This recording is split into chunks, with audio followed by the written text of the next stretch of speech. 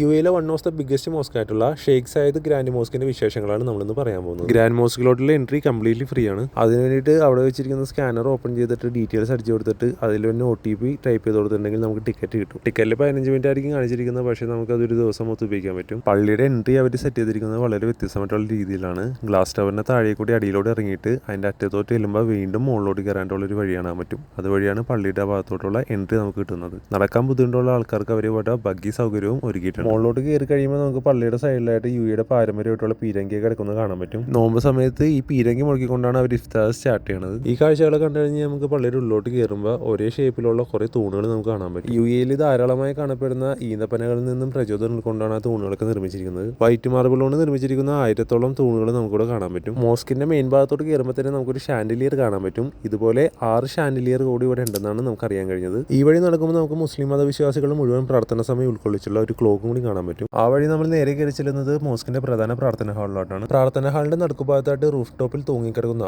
12 ton ഭാരം വരുന്ന chandelier ലൈറ്റാണ് അവിടുത്തെ പ്രധാന ആകർഷണം. സ്റ്റെയിൻലെസ് സ്റ്റീലും ഓടും 24 കാരറ്റ് സ്വർണ്ണവും ഉപയോഗിച്ചാണ് ഈ മനോഹരമായിട്ടുള്ള ലൈറ്റ് ജർമ്മൻകാർ നിർമ്മിച്ചിരിക്കുന്നത്. അതുപോലെ തന്നെ നിലത്ത് വിരിച്ചിരിക്കുന്ന ഈ കാർപ്പറ്റിന് ഒരു പ്രത്യേകത ഉണ്ട്. ലോകത്തിലെ തന്നെ കൈകൊണ്ട് തുന്നി നിർമ്മിച്ചിരിക്കുന്ന ഏറ്റവും വലിയ കാർപ്പറ്റാണിത്. 1200 ജോലിക്കാർ 2 കൊല്ലം കൊണ്ടാണ് ഈ കാർപ്പറ്റ് നിർമ്മിച്ചിരിക്കുന്നത്. അങ്ങനെ മോസ്കിനെ കുറിച്ചുള്ള മനോഹരമായിട്ടുള്ള കാഴ്ചകളൊക്കെ കണ്ട് നമ്മൾ പുറത്തേക്ക് നടന്നു.